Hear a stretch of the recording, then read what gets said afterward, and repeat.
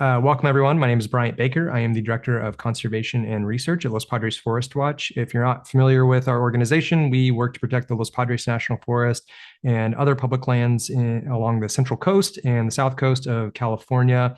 One of the issues that we've been working on the most, probably for the last 20 years that we've been around, is wildfire.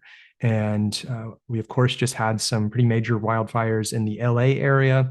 But every year, this is an important topic, and it seems to be only getting more important. So it's something that we get a lot of questions about. We hear a lot of misconceptions about fire in Southern California, and this webinar is really to try to give you some information that can help you navigate through the news and all of the things you're hearing about fire, and maybe stimulate some new questions for you as well. So I'm going to start my presentation. So this is frequently asked questions about fire in our region. This is actually a photo I took from my apartment.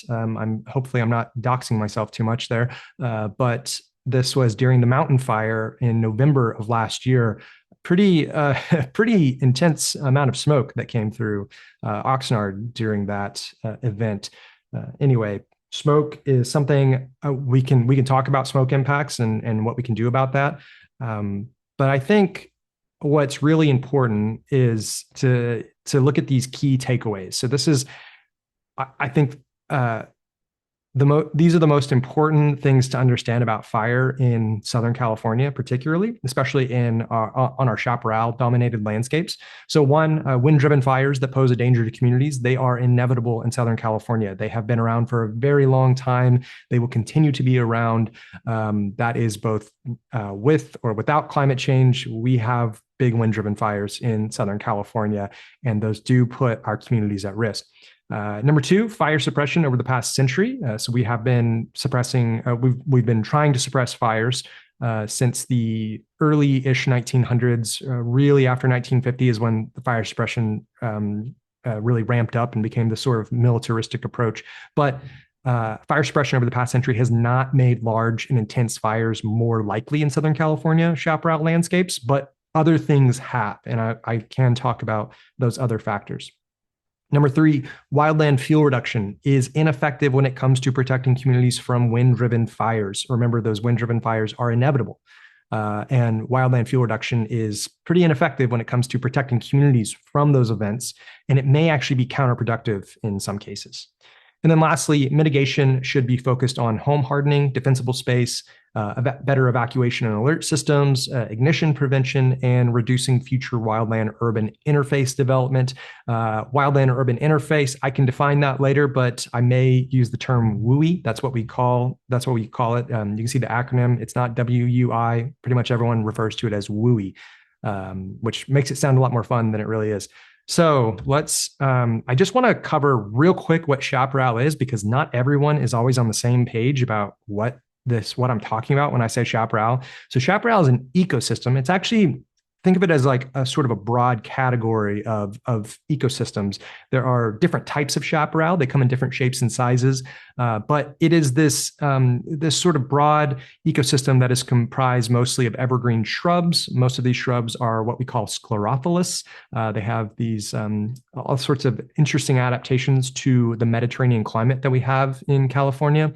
And chaparral covers a large part of the state. You can find it. It's not necessarily that it covers this whole area, but this is where you can find it as sort of this dominant climax ecosystem, which means that chaparral being there is not, it's not that the landscape is on its way to becoming forest or something. It means that that is the sort of the top of the food chain, so to speak, in terms of ecosystems. So it makes up about 9% of California's vegetation, but it is home to 20% of the state's plant species, native plant species. So there's a disproportionate biodiversity in chaparral compared to other ecosystems in the state, which is one of the things that makes it so fascinating. Here's just some of the beautiful scenery from chaparral landscapes across the area where you find it. dominating. I will say chaparral also occurs in other places in the state.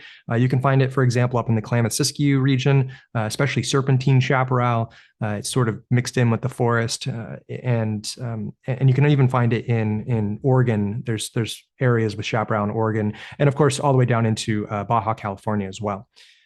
Again, I cannot stress this enough. There's a lot of variety in chaparral. People just often call it brush, and they think of it as this one thing. It's just a bunch of shrubs. It's just a bunch of brush.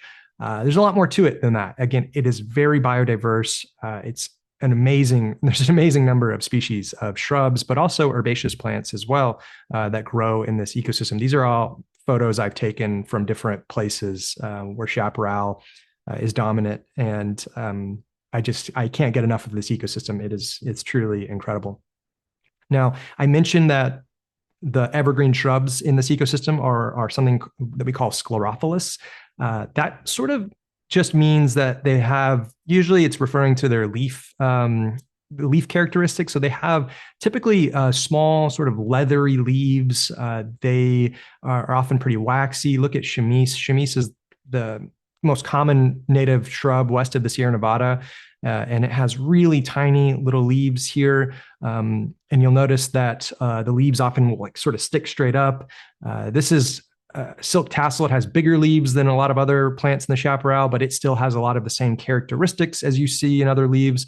All of this is really to deal with the fact that we have these very long, dry summers. So we essentially have two seasons in Southern California. We have the dry season and the rainy season, and the dry season is much longer than the rainy season. And these plants have to deal with the high heat of that dry season and just the fact that there's not a lot of water to be had. So they are really well adapted to this environment, and it's one of the things that makes them so special. And this is something that I think is really important to understand. Chaparral is always it's always pretty flammable, right? And that's not a flaw in the ecosystem. It's not a bug. It's a feature, right?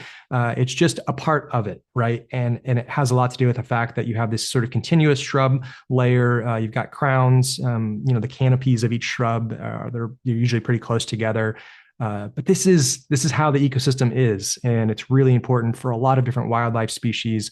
There are a lot of birds that can only be found in the chaparral, for example, and they really need this dense sort of shrubby habitat in order for nesting and for foraging and things like that. So when you see this, and by the way, this is a cool chaparral that's kind of a mix of some manzanita in the background there and some ceanothus. This looks like hoary leaves, ceanothus, and also chamise. And this chamise, those are the flowers. They've actually sort of they're usually white, and then later in the year they kind of turn this rusty red color as they dry out. So it's really just a gorgeous place. Now, this is the fun part. We are going to do a little poll, and I want you to look at these questions and I want you to rank them. So I'm going to launch this poll, okay? And you'll see that you have a rank 1 through 6, and you can assign each question a rank, 1 being the most interested and 6 being the least interested. Okay. So please, right now, will you look at these questions and rank which ones you want to hear about the most? And so please only assign one number to one question, right? So if you want to hear about what is the historical chaparral fire regime the most, make sure you assign that number 1 and don't assign anything else number 1. Okay, nobody has participated yet. So for those of you out there, are you listening? Can you take a look at your screen? You should see. Okay, here we go. Somebody. Let's see here. I've never done this before. This is new. So I'm trying to figure out. All right. Okay, I think I'm getting this now. Okay, so far it's looking like people want to hear most about the first one. What is the historical chaparral fire regime? That looks to be coming out on top. Most people are ranking that number 1, and then fuel breaks are a close second. All right, so you can keep filling that out. A lot of you have already filled this out. I think I feel comfortable. Let's move forward. I'm going to do Let's do the what is the historical Chaparral fire regime? That's a great question. You'll notice it is the first one. That wasn't I wasn't trying to make you pick that one as the first one, but it is a really important one. So let's do this. So I'm going to click this, and this is pretty cool. Watch this. Boom. Isn't that awesome? Okay, so the Chaparral fire regime. Now, I'm going to talk about the historical fire regime. You can also think of this as sort of the natural fire regime, but to be honest, it's very hard for us to go really far back in time and know exactly what was going on with Chaparral, especially prior to humans arriving in this region. This is what we know, though, about the historical regime. This is actually the pre-colonization, pre-fire suppression regime. All right, and so just bear with me. I will explain all this. So, what we know about Chaparral is that historically, areas would burn. So, in any given area, would burn once every 30 to 100 plus years. And that 100 plus years, that can go. That plus is really important.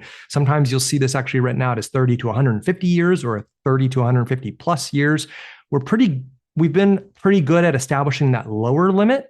The upper limit is a little bit more difficult, and it might make sense as I explain this. So this is not to say that small fires didn't occur historically in Chaparral, or that they don't still occur to some extent in the contemporary times, but as is to the issue, is common today. Historically, if you look at the amount of land that was burned in any given year or any given time frame, most of that would have been burned during large wind-driven fires driven by something like Santa Ana winds, for example. The other really key thing to understand about the Chaparral fire regime, and when I say fire regime, I'm just talking about the sort of pattern, the spatial and temporal patterns of fire over a long time frame.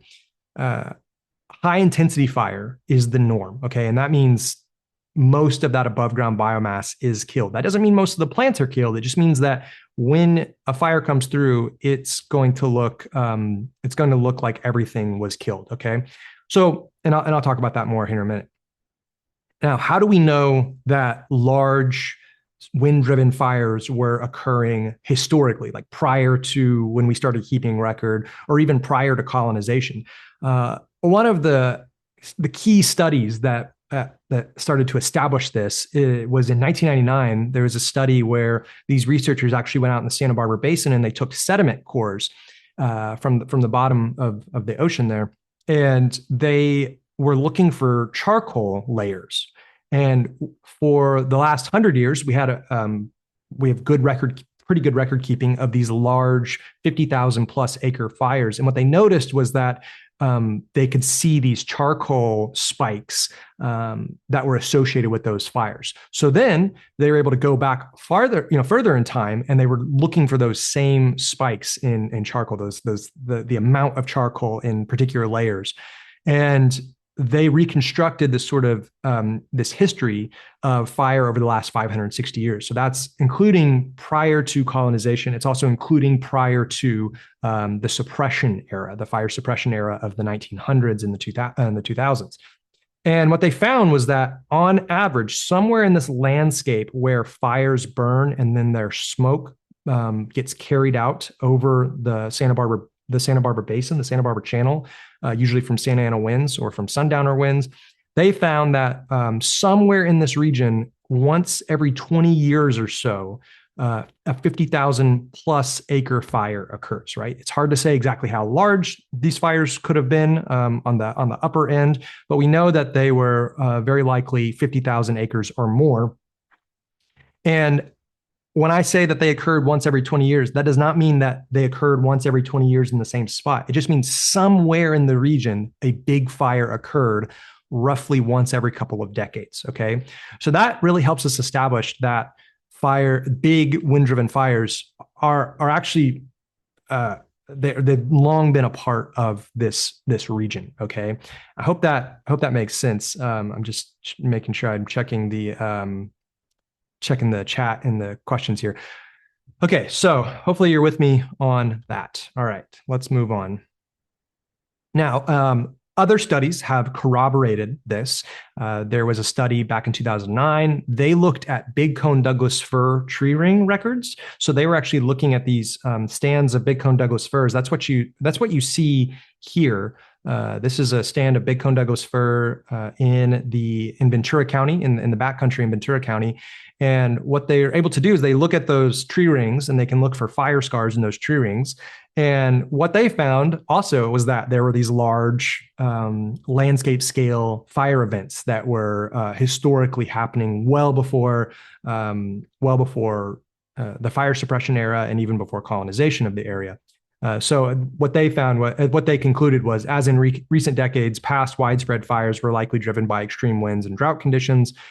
This is a really fascinating study, and it's one of those things that's kind of helped us piece together all of this. Now, the reason big cone Douglas firs can be useful for this is because big cone Douglas firs tend to occur in the chaparral landscape as these little pockets of big cone Douglas firs. So if a fire is affecting these little pockets of forest and they're surrounded by chaparral, the assumption there is that the fire was also affecting the surrounding chaparral. And so if you have multiple stands of big cone Douglas firs in a given, on a large landscape that we're all experiencing fire in the same year, it's fairly likely that that was from a single fire that was occurring across that whole landscape. And they were able to look at modern fires and be able to compare what they were finding, farther back in the tree ring record to the more contemporary record. Okay. Now, let's go back to intensity. Someone actually just asked a question in the Q&A. Aren't current fires more intense than the historical due to climate change? Okay, so I'm answering this. I'll just say that I'm answering this question live. That's a great question. It's kind of how you define intense, right? If we think about, there's a lot of different ways we can look at like how intense or severe a fire is. It's really difficult to get at that in chaparral, because what you see here, this is an intense fire. And this is the norm. This is what has been happening before climate change. It's what's happening now. It's what these plants are actually adapted to. And so to say that they're getting more intense is actually, it's not so easy to get at that. You can get at that a little bit more in forested ecosystems where fire doesn't occur all as just this. Some forested ecosystems, there's a lot of different forest types and they all have different fire regimes.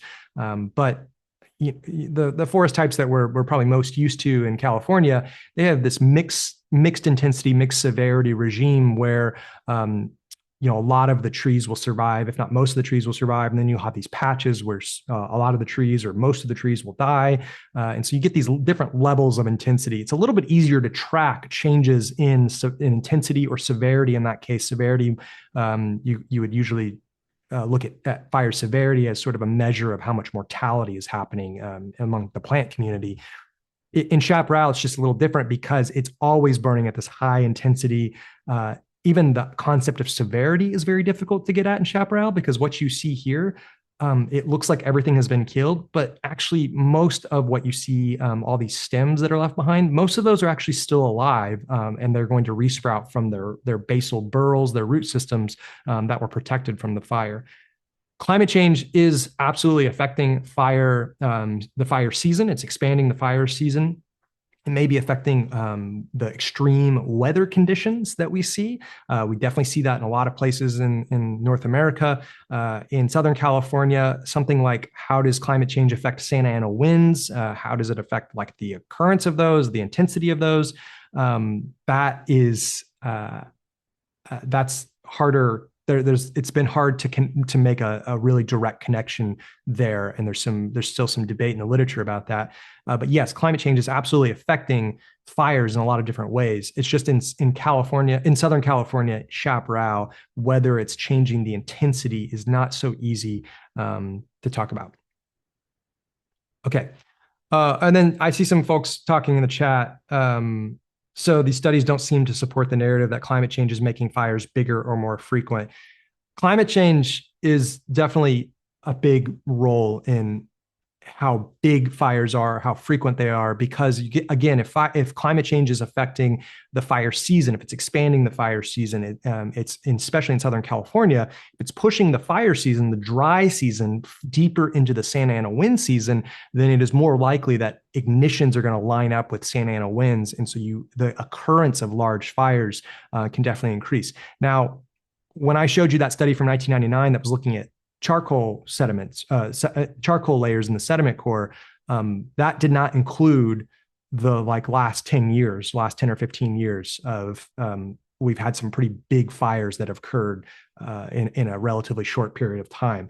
And so we may see actually that large fires are becoming more frequent across the Southern California landscape. But that's from a lot of different factors that are all sort of coming together at once. And I hopefully I'll be able to get to that and dig into that a little bit more here in a bit. I want to keep talking about intensity though. Again, this is something we have a lot of historical evidence from, going back to the pre-suppression era, going back to the 1800s, going back to the early 1900s, large fires that burn most of the above ground biomass. There's a lot of evidence for that. And it's something we know has been going on for a long time in these ecosystems. Again, it is the norm, and it's what these plants are adapted to. In fact, if you were somehow able to have a fire that didn't burn hot, intensely in these ecosystems, you'd actually see some plants would suffer because of that, because they have these different ways of responding to fire. And a lot of those are actually quite dependent on that high heat, that high intensity. And I can talk more about that later. Okay. Oh yeah, this is interesting. So we also know that fires have been affecting communities for a long time, well before the suppression era. One of the first examples of this is from a book by, what is his name? Richard Henry Dana. Dana Point was named after this guy, but he wrote this book in the 1830s called 2 Years Before the Mass. And he had visited Santa Barbara actually in 1834, 1835, somewhere around there. And he mentions, he had this idea that, Santa Barbara was really gorgeous, but that there should have been trees growing in the mountains, but they had recently been destroyed by a fire. That's not quite right. The fire thing, though, is really interesting. The fire was described to me by an inhabitant as having been a very terrible and magnificent sight. The air of the whole valley was so heated that the people were obliged to leave the town and take up their quarters for several days upon the beach. So even in the 1820s, so this would have been about 1823, around there, there was a large fire that affected Santa Barbara specifically, to the point where people were actually having to sort of take refuge on the beach. And that is one of those really early pieces of evidence that we have that, big fires have been affecting communities for a long time. Another really important study in all this came out in 2009, and this was kind of pushing back on this concept that had been developed mainly in the 80s and 90s, that the fire suppression era in the 1900s and into the 2000s, that basically we had suppressed a lot of little fires, and that was why we were getting these larger fires.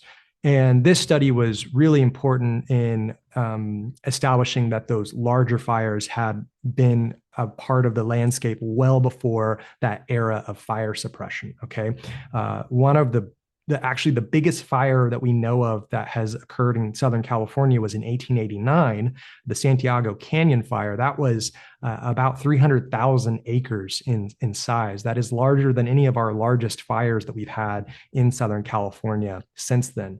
And so large fires have, again, long been part of the landscape, regardless of whether or not we've been suppressing smaller fires. The other thing about these large fires, I can't stress this enough. When we talk about community destruction, it's almost without exception, they are associated with extreme winds. Okay. Large fires tend to also be associated with extreme winds, but even smaller fires, there's a lot of reasons fire may be small. It could have been blown by an extreme wind, like a sundowner event that only lasted for a few hours. But these extreme wind events like sundowner winds, Santa Ana winds, they are usually what drive the fires that destroy homes and kill people. And that's been going on for a very long time. This was just as far back as I was able to find really good structure information about the Laguna fire of 1970. 1,400 structures were destroyed in that fire, and that was down in Southern California. Okay, so we've established again that the historical Chaparral fire regime in Southern California, large, intense fires are not this uncommon feature on the landscape. They are occurring more frequently because of human-caused ignitions lining up with these big wind events, but historically they were definitely occurring. Okay, so let's see here. I want to go to the next top question. It looks like people have a lot of questions about prescribed fire. Okay, so I'm going to go into this prescribed fire section. I do think it's helpful to know a little bit about how plants respond to fire, but I'll try to address that as I go through this. Oh, someone asked if I could put the list of fires back on the screen briefly. I can do that real quick. Oh no, there we go. And then somebody is saying that they really want me to cover protecting homes. I will definitely cover that because that is, I think, the next top question. All right, so hopefully you're able to see this. The person who asked for this. Okay. Now, let's talk about prescribed fire. Okay.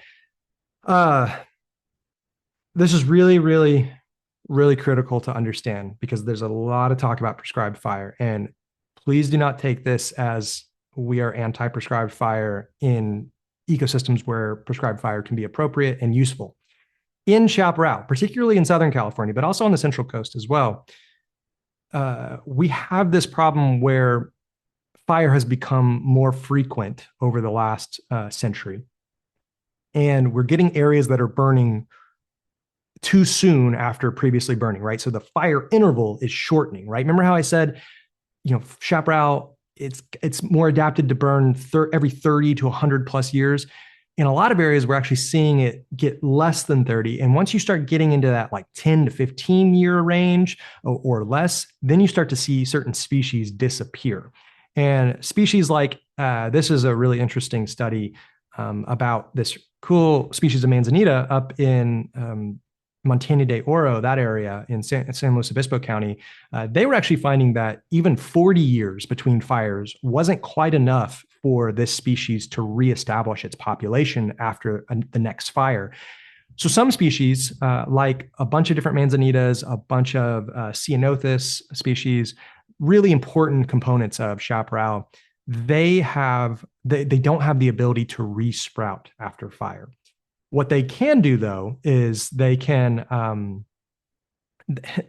have seeds that are they have this like dormant seed bank that's been building up in the soil for decades since the previous fire, and those seeds lay dormant until some sort of cue from the fire causes them to germinate, right?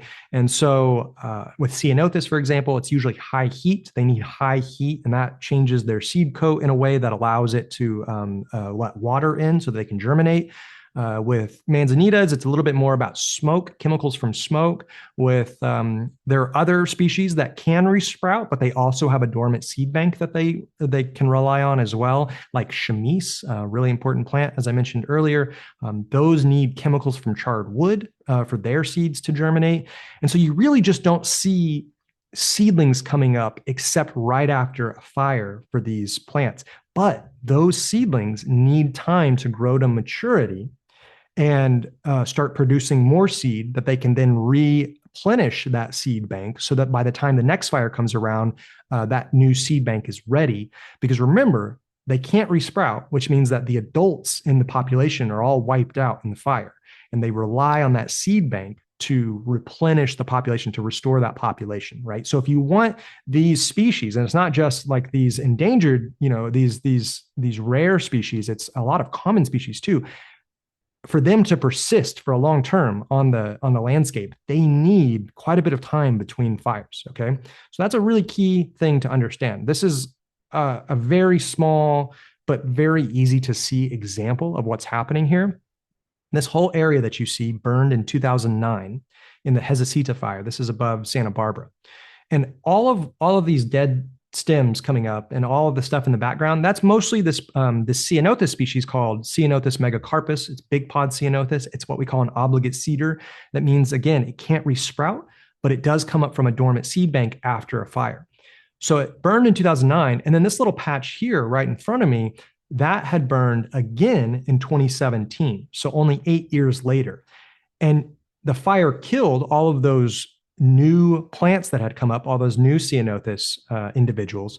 And you'll notice there are no seedlings on the ground, right? And this is 3 years post-fire after that 2017 fire. Okay, this was the Thomas fire that burned this part. And so this area has actually, luckily it didn't happen on a large scale, but when it happens on a bigger spatial scale, you can actually see that certain species completely disappear. They get extirpated, right? Because all their individuals that were growing died and they didn't have a seed bank yet in order to replenish that population. Makes sense? Okay. A lot of work on this has come out of the Santa Monica Mountains. This is where this has been really well studied. These are some photos from Steve Davis at Pepperdine, who's done a lot of work on this. This is what chaparral in the Santa Monica Mountains looks like under normal fire frequency. And this is what it looks like after 3 fires in just 12 years. And you can see it's turned more into like a savanna system. And all that yellow that you're seeing, that's all mostly an invasive grass called wild oats. There's a lot of different invasive grasses and weeds like mustard they like when fire frequency is high. And they will absolutely get in there and invade these systems when fire intervals start shortening, when fire frequency increases, and they can start to displace those native shrubs and other native plants, other like native herbaceous plants. Okay, so this is a degraded chaparral system. That's what you should look at this as. Okay, here's another area. This is after the Thomas fire this is in Santa Paula Canyon. You can have this opening up of the shrub canopy, the sort of thinning out of the chaparral. And again, all that yellow you're seeing are non-native grasses coming in there. It's not always because of shortened fire intervals. Sometimes it's because of the site characteristics. On drier sites, you may see this happening. There's a lot of different factors that go into it, but we do know that fire frequency is a big, big driver of this, okay? Now, a lot of people, getting back to prescribed fire, I needed you to understand that so you can understand prescribed fire a little bit better. The whole concept of prescribed fire in chaparral would be to try to create areas where the chaparral has been sort of reset to a lower age class. That's the whole concept. It would be to reduce the fuel load, right? Because as chaparral gets older, there's just more biomass there, right? There's more fuel, as people would call it. But the thing is, that doesn't inhibit fires from moving across that landscape, okay? This is a small example, the Alisal fire in 2021. This is in southern Santa Barbara County. There was some implication that a lot of what burned was old growth chaparral. It hadn't burned in a long time, and that's why the fire burned the way it did. I actually did some analysis here and found that only 36% of the area that had burned was old growth chaparral. It hadn't burned in 66 plus years. But a big portion of the fire area had burned into recently burned areas. In the Sherpa fire over here, that had burned in 2016, and the Gaviota fire had burned in 2004 over here. And those areas reburned. And so those areas are at higher risk now for losing certain species and for those invasive plants getting a toehold in there. And a lot of what burned also were areas that had been probably converted a long time ago to non-native grasslands, a lot of pasture land and stuff, right? Now, at a bigger scale, this happens too, much bigger scale. And this is really where we have to be concerned here about this concept of previously burned areas. In the way to think of that would be like younger chaparral inhibiting the spread of a fire in the future for at least a certain number of years. The 2013 Silver Fire, this is San Jacinto down here, had a massive amount of overlap with the 2006 Esperanza fire, right? So, pretty short fire interval there. The Esperanza fire of 2006 did not inhibit the silver fire from burning across a large landscape. And it gets even bigger, right? We had some really major fires in San Diego County in 2003 and 2007. In 2003, there was the Cedar Fire, one of the really big destructive fires in Southern California history. There was also the Paradise Fire in 2003, same year. And then later, just 4 years later, the Witch Fire in 2007, 33% of that fire area overlapped the Cedar Fire and the Paradise Fire. And that's what that study I was mentioning earlier, the 2009 study, that was looking at some of those big fires, like the Santiago Canyon fire from back in the 1800s. That study also was looking at, can these areas of younger chaparral inhibit the spread of large fires under these more extreme conditions? And what they found was no, that's not really what's happening. Large wind-driven fires are inevitable, and they will burn through young chaparral, they will burn through old chaparral, they will burn through grassland, they will burn through pretty much any vegetation. They will also burn through urban areas, as we have seen multiple times, including just a couple of weeks ago. Now, inevitably, talking about prescribed fire in chaparral usually leads to questions about cultural burning, indigenous practices, especially pre-colonization. I don't want to spend a ton of time on this. This is a question, it just comes up over and over and over. And it's a kind of a complicated question. If you want to go and look at like different perspectives about how much cultural burning was happening across the Southern California landscape, especially in chaparral, there are lots of different studies that have tried to look at that. It is very, very difficult to figure out the extent of cultural burning in Southern California prior to colonization. There are a couple of reasons for that. One, chaparral it's kind of hard to figure out exactly when a fire occurred at any given point in time, how large it was. I showed you some studies that have tried to get at that. It's difficult, okay? The other big one, though, is that most of the areas that were the most intensively managed by Native Americans in Southern California, they have since been developed into like the LA metropolitan area, the Oxnard Plain, the Santa Barbara coastal plain, right? That's where the vast majority of people were living. That's where the most permanent settlements were. They were closer to the coast. They were in inland valleys near year-round water sources. If they're not currently under Target and Costco and freeways, they're probably orchards, they're citrus or avocados, or they are pasture land that is being intensively grazed, as commercial livestock operations, right? There's a reason those places became the places where the Spanish, the Mexicans, and the Americans lived and were really working the land, because that's also where areas had been intensively managed in the past, right? So it is difficult to figure out exactly what was going on historically. We have lots of good evidence. This is not to say that there was not cultural burning. There absolutely was. If you look at this study, John Keeley kind of came to the conclusion that maybe up to 25% of the chaparral landscape was affected by cultural burning. But it's hard to say. What is more important to understand? I think that question is important, don't get me wrong, but it gets a little distracting from the more important problem here, which is that whatever was happening pre-colonization was happening on a landscape that did not have invasive plants, did not have non-native plants, and it did not have 44 million people living on the landscape. We now have a massive number of ignitions. We have what's called ignition saturation. There are always going to be ignitions in Southern California. If we can try to reduce those human-caused ignitions, we can try to reduce those, and I think we can make some progress in certain areas with that. But more importantly, we have non-native plants, and so when we add prescribed fire into a system that is already overly frequently burning, we are just putting that area at risk of being invaded by non-native grasses and weeds that then create this feedback loop that's extremely difficult to get out of. We call it the grass fire cycle. And so as those grasses get in there, those annual flashy fuels, right, they start to become dominant. They they tend to beget more fire. And the more fire you have, the more those grasses do well. Okay.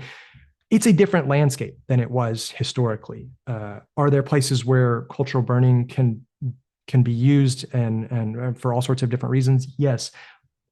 I just want people to understand that prescribed fire in general doesn't inhibit the occurrence of those large, intense, wind-driven fires that are what that's what causes the vast majority of community damage in any given year. It doesn't inhibit those, and we may actually be spreading invasive plants by putting too much fire in an area that is already experiencing overly frequent fire. Okay, so I'm trying to drive this point home. Invasive grasses, as they spread across the landscape, they make fire frequency more. They increase fire frequency. They increase the risk of fire recurrence. Okay, and just because an area is grassland does not mean that the fire is going to burn in a way that doesn't impact communities. Right? Some people think of grass fires as not as dangerous. I would just look at the Marshall Fire in 2021 in Colorado. That was Colorado's most destructive fire in their state history. And that occurred entirely within grassland in front of the Front Range, east of the Front Range in the Denver, Boulder metropolitan area.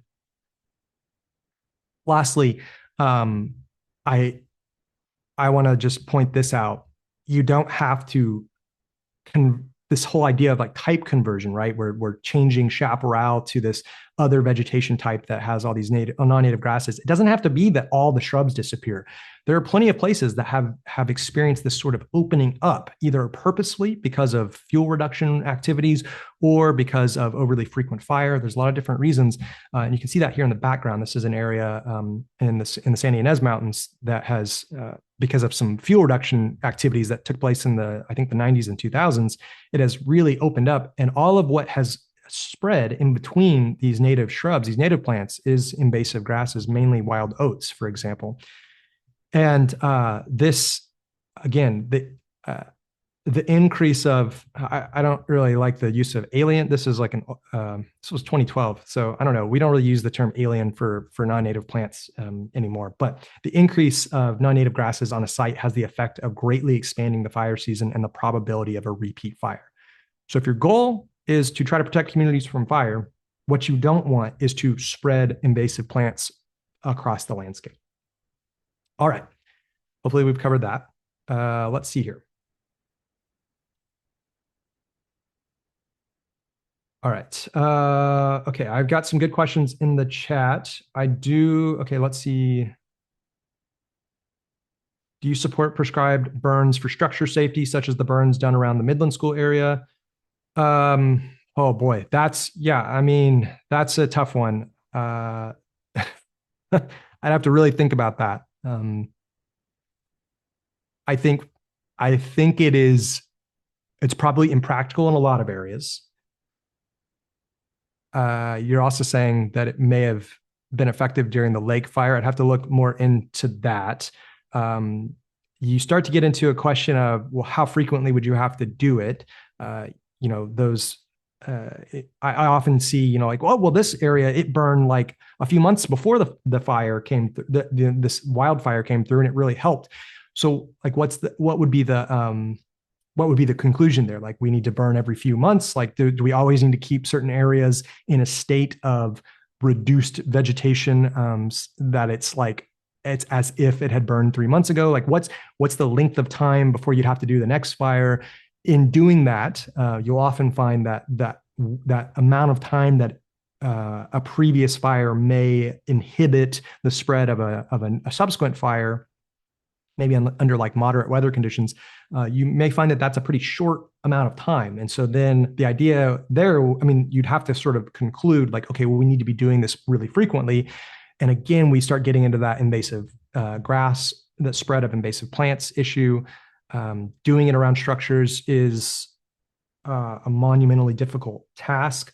I think what is more important, and I think we'll go to this next actually, what are the best ways to protect homes? I think you'll find that we can protect structures without having to do a lot of fuel management very far away from the structures. Okay, so let's go into that next, and I think we'll maybe get into this question a little bit more. It's a good question, and I appreciate it.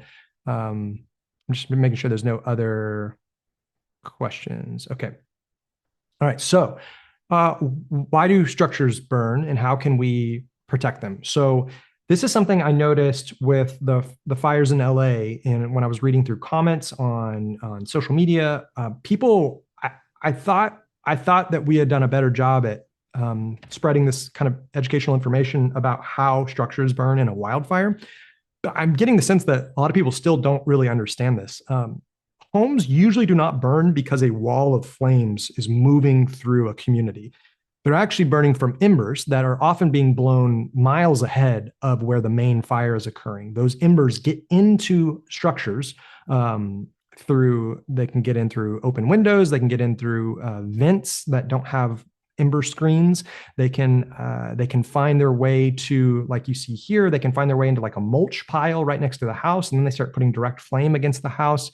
There are a lot of different ways that embers can directly impact a house and cause it to ignite, often from the inside.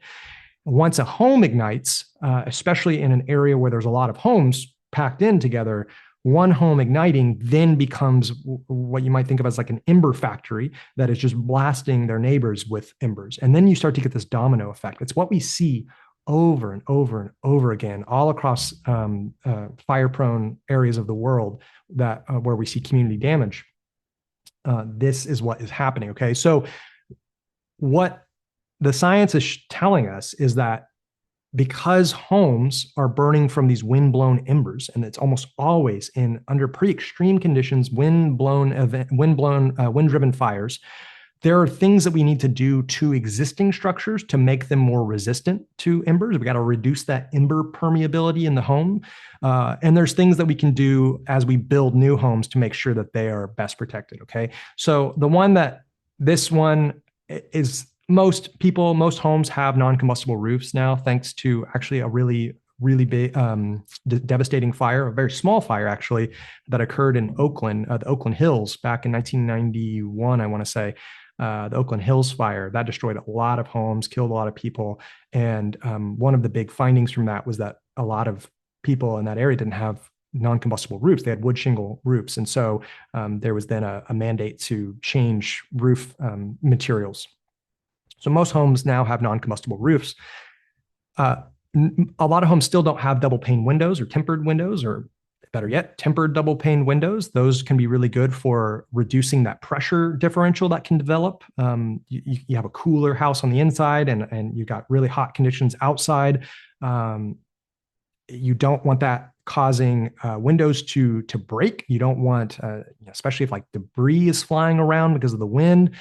You want those windows to be they're basic. Think of them as like those are points where embers could potentially get in, especially if the window breaks. So we want to make those as tough as possible. Probably the biggest thing is embers getting into vents. And so homes that have a lot of vents, most homes have vents.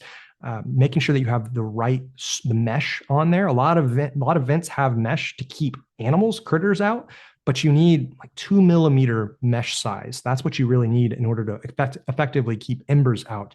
And this is something that is not that expensive to do. Like, and if I were to recommend to someone, that was looking into home hardening, like how can I harden my home, that would probably be the first thing that I would do. Is install these ember mesh screens on the vents. There's other things that can be done. People that have patios.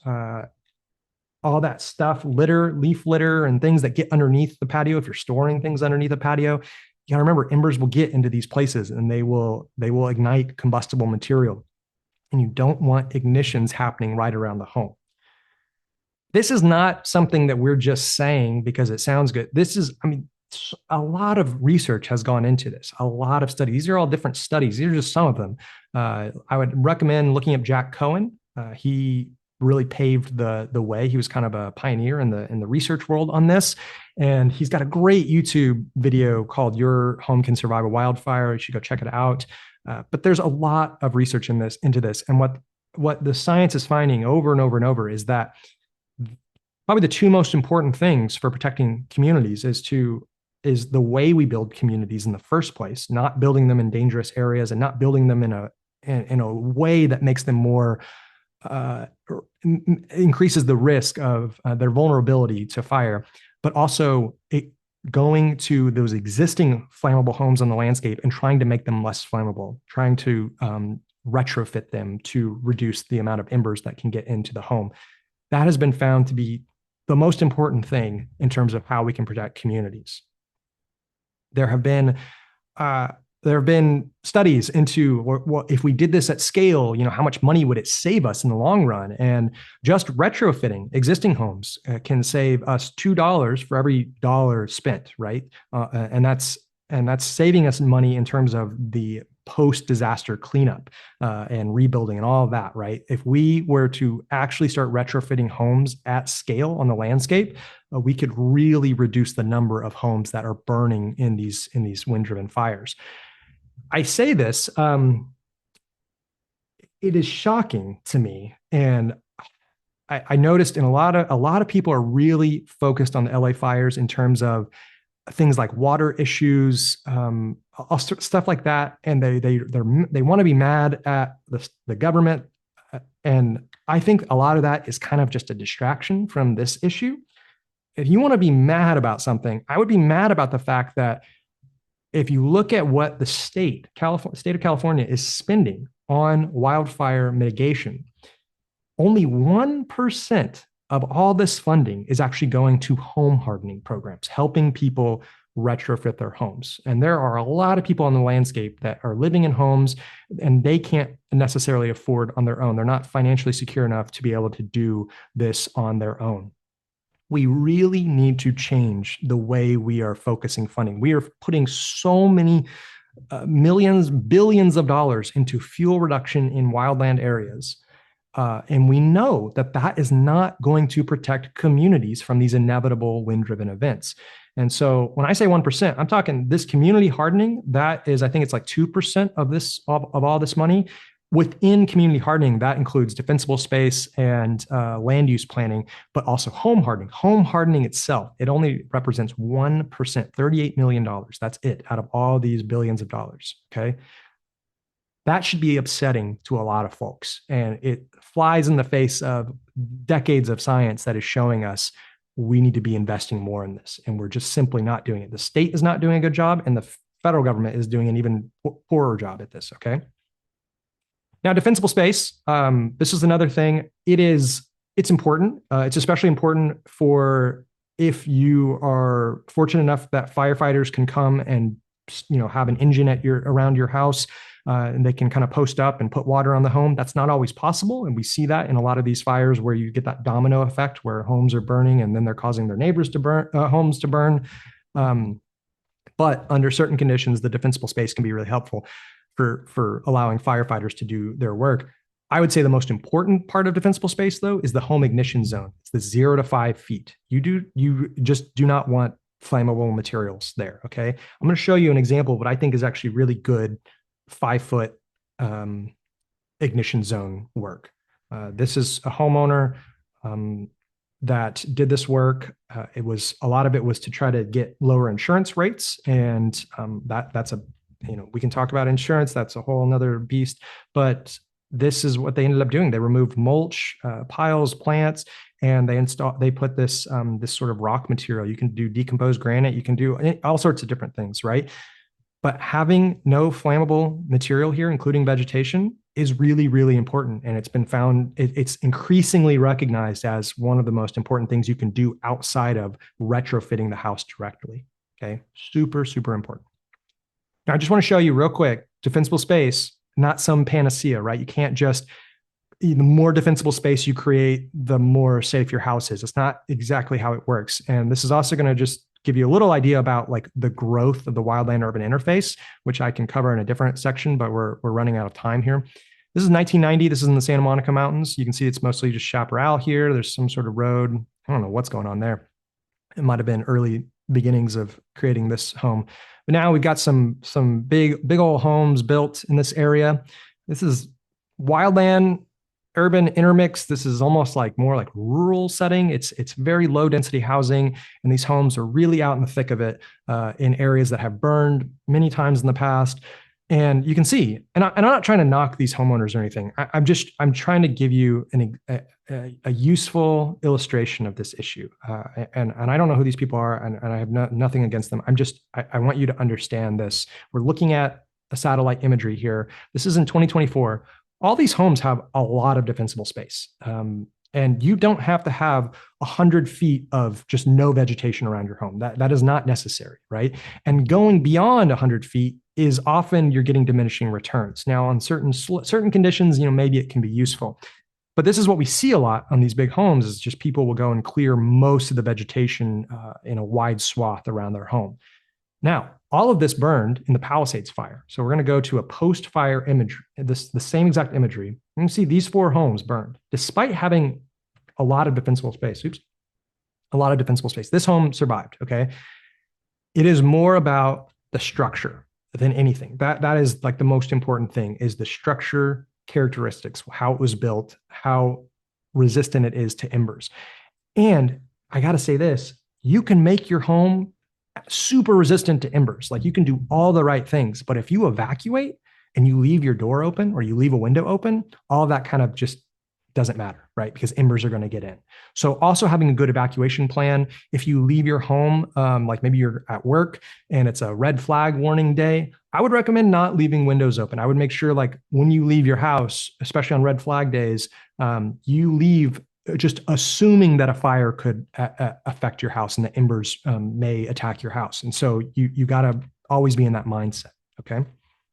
The last thing I'll say about all this in terms of protecting homes is it's not just about protecting structures, it's about protecting lives. And a lot of people die because they can't get out of a neighborhood, out of a community fast enough, okay? So one thing that's been done in Australia is they've done a little bit of work on community fire shelters. These are places that people can very quickly get to, especially at high risk communities. And these structures are built to withstand fire. I grew up on the edge of Tornado Alley, and we had tornado shelters at just about every elementary school or middle school had these tornado shelters. They were usually like the gymnasium too. And you knew to go there when the tornado sirens went off. And so we might need to start thinking about those things in places like California and Southern California. But most importantly, we got to work on getting people out of these places under these extreme conditions. And we have to have better evacuation systems. We have to have better alert systems and alert systems that not just people who speak English, have access to. And we really need to work on not building communities in places where you have one way in and one way out of the community, right? That is setting us up for disaster down the road.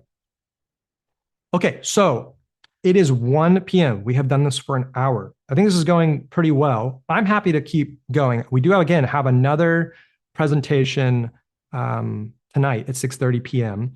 But I can run through another one of these questions if you'd like. I can also look and see if we do have some questions. Okay, I see. Can fuel reduction efforts using livestock such as sheep and goats cause increase of non-native grasses, type conversion? Good question. Kind of mixed in the literature. There, one of the studies that I've put up on the screen earlier found that grazing actually, it was like grazing on fuel breaks actually did increase non-native plant cover. That is, I know this can be a kind of a contentious issue, and I don't really want to get too deep in the weeds on using grazing, particularly sheep and goats. I would say the closer it's being done to homes, to structures, the better. Okay, that's kind of where I'll leave it. I think that if you're doing it out in remote areas, especially if you're trying to do it to like reduce fuel loading in Chaparral, I'm not sure that is a really good use of time and resources. The more we can be focusing these efforts in communities close to structures, the better, just across the board. Again, though, all of this, I still think that it shows that we are still very, very focused on fuel and vegetation, and I get, if you're really focusing on the non-natives, the invasive grasses and weeds, that's great. They're very difficult to get rid of, and it's a pretty huge task to actually try to reduce their prevalence on the landscape once they get established. You know, I think that there are things that part of that equation, right? But first and foremost, we really got to be putting more money into things like retrofitting homes, right? And better land use planning. I think if we can reshift our resources and our focus into that, we can actually move in a direction where we're not seeing like what we just saw in LA. Okay. And I'll say this too. We are stuck in this disaster driven response cycle that we just cannot seem to get out of. And the way I'll put that is we have a disaster like the Pacific Palisades or Altadena in the Eaton fire. And we then get lawmakers at the state level, at the federal level, even at the local level, boards of supervisors. They'll do all these things. They'll go through all these things. They'll put new bills up, and a lot of times it's just putting more money into fuel reduction out in the wildlands. It is trying to reduce red tape. Try to like make it easier to do those types of projects out in the wildlands without those pesky environmental laws. We're seeing this at the federal level right now with bills like the Fix Our Forest Act. And everyone sort of pats themselves on the back and say, we're doing something. And they want their constituents to think that they're doing something. And it's easy to throw a lot more money at the thing that we've been doing for decades and it hasn't been working. Then the next disaster happens and we just go through the same motions again. And that's been happening over and over. It is mind-boggling to me how long this has been going on. We can go back to the 30s, finding, homes getting destroyed, and then we got to go do more fuel breaks and more of this or that. And then in the 70s and the 80s and the 90s and the 2000s. And now, of course, we're really ramping that up. We just keep putting more money into the same things that we've been doing for decades that have not been adequately protecting communities. We've got to get out of that cycle. That was my little rant there.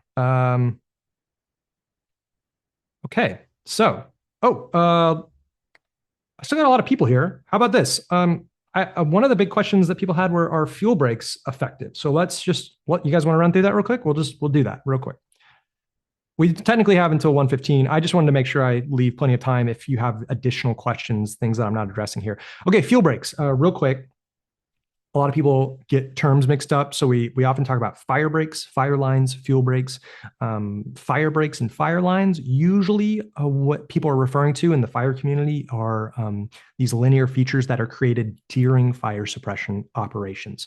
Those are often created with bulldozers, and they're just getting rid of all the vegetation down to bare earth. Fuel breaks, pretty overwhelmingly, when we talk about fuel breaks, what we're talking about are those similar linear features on the landscape, but they're done before a fire breaks out, right? They're done not during emergency suppression situation. And they're often bigger, they're wider, and they usually are, what they're trying to do is they're trying to change the age class of the vegetation. They're trying to do some sort of fuel reduction. They're sometimes, especially historically, fuel breaks were often in chaparral designed to type convert the chaparral to grass because the grass was perceived as a lower risk vegetation type in terms of flame lengths and things like that.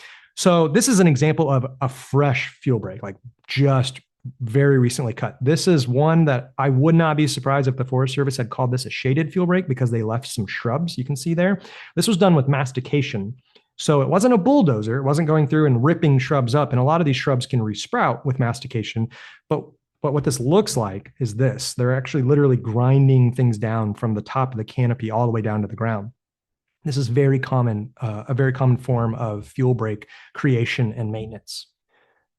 Obviously, not great for those plants that can't resprout, the ones that require high heat from a fire or chemicals from smoke or charred wood. So you will see that those tend to be impacted on these fuel breaks. But other species, they can deal with this to some extent and they'll resprout. So this is what a fuel break. This was a fuel break that I kind of stumbled upon in the Cleveland National Forest right after it was created. This was a few years ago, and it was done by hand. And so you can see there's a lot of piles of shrubs that were cut. There's already some resprouting happening. And there's already some, this was in the winter, so it's kind of hard to see, but there's some grasses already getting in there and starting to grow. And this is what it looks like more up close. So you've got these piles. I don't know what their plan was with those piles. I don't know if they ended up doing pile burning or something. Hard to say, but that's what the chaparral looked like right here, right? And so they did this big fuel break. This is called the South Main Divide fuel break. Uh, this is this is like the most famous fuel break in the Los Padres National Forest. This is on Camino Cielo. This is West Camino Cielo above Santa Barbara. This was made back in, I think, in the 70s. And it was just fully type converted. All of what you're seeing, all that lovely yellow color, that's all wild oats for the most part. There's also some ripgut brome, just different non-native grasses, and mustard is in there as well. And it's dried out. It's dead. It's already dead at this point when I took this photo in the year. Also, it's hard to tell, but I actually took this photo after a fire came through here, the Whittier fire, and it jumped this fuel break. And so you can see there's areas that had burned on both sides of the fuel break, especially farther down. And I'll show you a satellite imagery of that. There was a famous study in 2011 that looked at fuel break efficacy in Southern California. They concluded constructing fuel breaks in remote backcountry locations will do little to save homes during a wildfire. Can't stress that enough. A more recent study, this came out in 2023, they found that fuel break effectiveness has a threshold-like response to several weather and fire behavior variables, suggesting that control likelihood substantially declines when fuel breaks are exposed to fast-growing head fire under dry and windy weather. Staffing fuel breaks under these conditions also risks firefighter safety.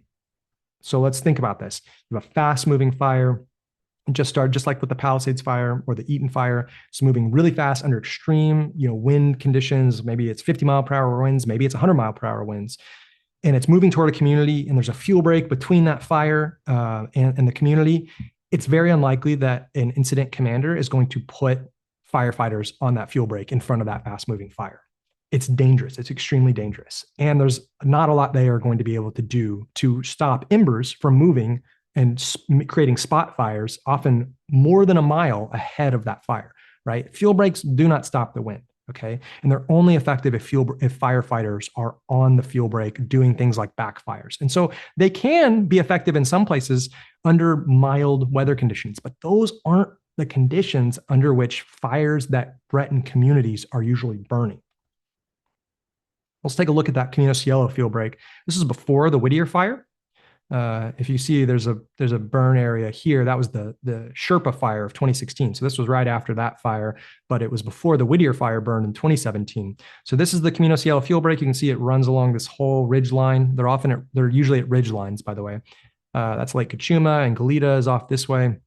And this is after the fire. So I have put an outline around the fire perimeter, and you can see that the fuel break completely bisects the fire. And the fire started over here. It very quickly moved up the mountain, went right over the fuel break, and then down the mountains. And the only reason it didn't go farther is not because it encountered another fuel break. It didn't encounter, even like right here, it's not like it encountered younger chaparral either. This wasn't an area that had just recently burned. That was the case here in the Sherpa fire. It just burned months beforehand.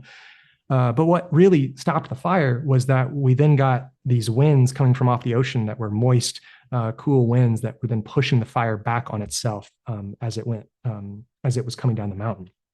And that's usually the case, is that the weather conditions change. That's when you see fire spread change. Another one, this is a more recent example. It's from the Palisades. I definitely saw a lot of comments on social media saying that there weren't any fuel breaks, and that if we just had more fuel breaks in the area, it would have helped protect homes and all this stuff.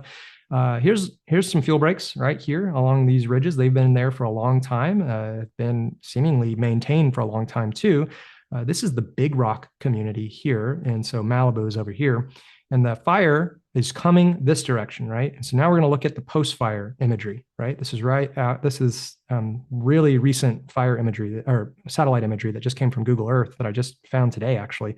Fire went right through those fuel breaks. I would almost guarantee they didn't even have firefighters on those fuel breaks because of how fast the fire was moving. Most of the homes in this community were burned. It's hard to tell, but what you're seeing is a lot of burnt homes all through these communities, over here. So again, the fuel breaks, they're not this thing that people think they are, that like if we just had enough of them, we'll be able to stop these wind-driven events from affecting communities. The other big thing kind of like what I was saying with the type conversion and prescribed fire and overly frequent fire, is that fuel breaks are a great conduit for the spread of invasive plants. I just want you to look at this photo for a second. I want you to try to think of what's going on here. So you see a bunch of burnt stems. Is that what that looks like? So what we're looking at here is an area, everything in this photo burned in a fire in 2019.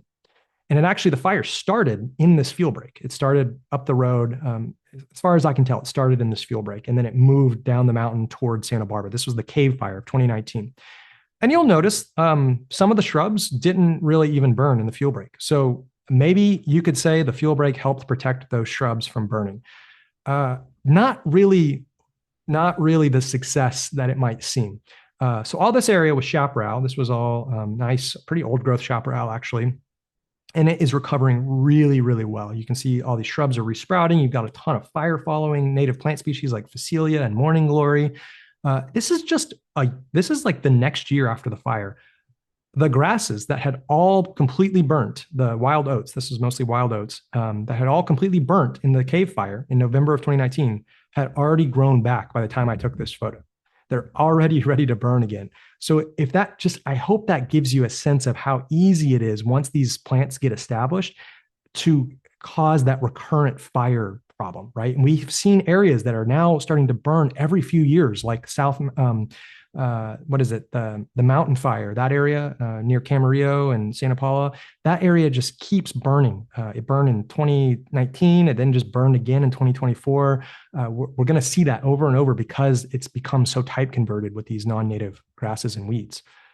This was a study from 2006. They found that fuel breaks were not only were they had much more non-native plant cover, invasive plant cover compared to wildland areas, but that wildland areas adjacent to fuel breaks were more likely to be invaded by those non-native species, especially when fire frequency was increased. So the more fires that they experienced, the more likely those non-native plants were to come off of those fuel breaks and start to invade those intact ecosystems. Okay, so think of the fuel breaks as potential conduits for invasive plant spread into wildland areas. That's something we don't want to see for all sorts of reasons, including for biodiversity reasons.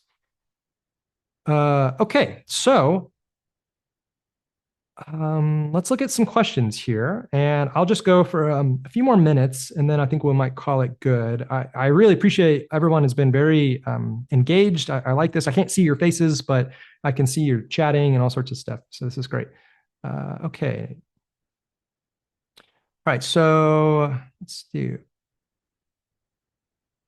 I see they're saying they will reduce regulations so people can rebuild easier. I hope that does not include fire regulations. That's a great point. That is like I'm seeing that CEQA is being sort of suspended for rebuilds in the areas that were affected by the fires in LA and so in Altadena and in the Pacific Palisades. We've seen something very similar, I think, in the Camp Fire Paradise. I think that something happened there with rebuild. We've seen this in a lot of places where there's this push to try to rebuild as quickly as possible. I also worry that those rebuilds will not be up to the current wildland urban interface code that would make those rebuilt structures more resistant to fire. How it actually all plays out is really hard to say. I would hope that people that are rebuilding in those areas are thinking about the next time a fire is going to affect them, and they will choose to build their home in a fire-resistant way. But yes, we should probably not be encouraging rebuilding that isn't more fire safe.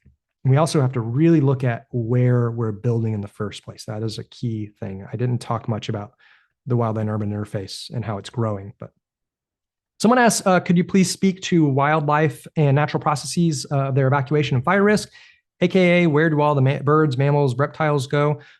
Excellent question. I'm more of a plant person, and so I can definitely tell you all the amazing ways that plants respond to fire.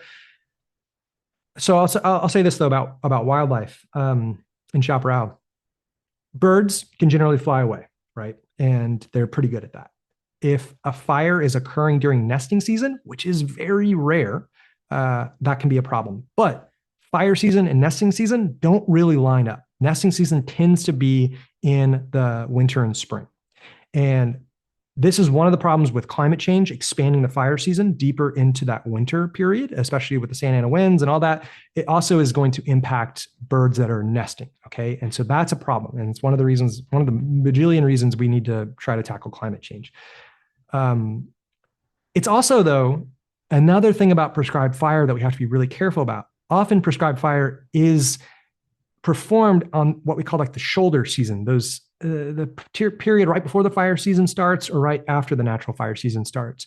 In the spring with prescribed fire, so in Chaparral, it's hard to get things to burn, really. And so if the goal is to reduce the amount of biomass there, there's definitely work that has shown that it can be difficult if the vegetation is too moist to even get it to burn the way that the land manager wants it to burn. But when it is successful, there's a couple things that are problematic. One is that it is probably during bird nesting season, so that's an issue. And then two is that that can really impact the plants that come up from seed. There has been work showing that prescribed fire in the spring, when there's a lot of soil moisture, it can reduce germination rates after the fire. And there's a couple different thoughts there. One might be that the soil moisture is turning into steam, and that's it's sterilizing the seeds. The other thought is that the fire may not be getting hot enough to stimulate the seed germination in the first place, right? So that's an issue. Now, in terms of mammals, a lot of mammals can move away. They can smell smoke from a long way away. The fast moving fires, those are difficult. And you definitely have animals that die. That is a part of fire in these ecosystems, is that animals will die. But they tend to come back into the area quicker than you might expect. And populations may, they may decrease in some areas. That I don't think has been super well studied, and for a lot of different species. Deer probably the most studied, and what they often find is that deer quite like those post-fire areas. They like to nibble on the things that are resprouting, the little tender shoots. And I just don't know that there's been a lot of work on like what the mortality rate is of certain species in those fires. Mountain lions get a lot of attention. I think the really key takeaway is that mountain lions have the ability to move long distances quite quickly, and they should be able to escape fires generally.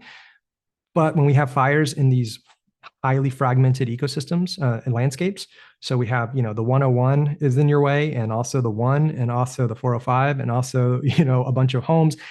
We have to remember, like, all of that is playing into this as well. And so mountain lions, especially in the Santa Monica Mountains, may have more difficulty getting away from fire because they're encountering these other things that fragment the landscape. I have seen snakes and lizards come back into burn areas way faster than I thought. I remember seeing a southern alligator lizard in the cave fire just a few months after the fire had burned. Actually, it was around the time that some of the fire follower species, the plant species, had started really coming up in full force. And so those fire following plants that are producing flowers very quickly in that first growing season after the fire, they're attracting pollinators, insects primarily. Those attract birds like lazuli bunting, for example, coming in and trying to eat those insects. Those birds attract other birds like hawks that are trying to eat those birds. They attract bobcats. They attract, the insects are attracting lizards, and lizards are attracting snakes and other things. And so the food web in an area where the fire is occurring under those normal, fire intervals,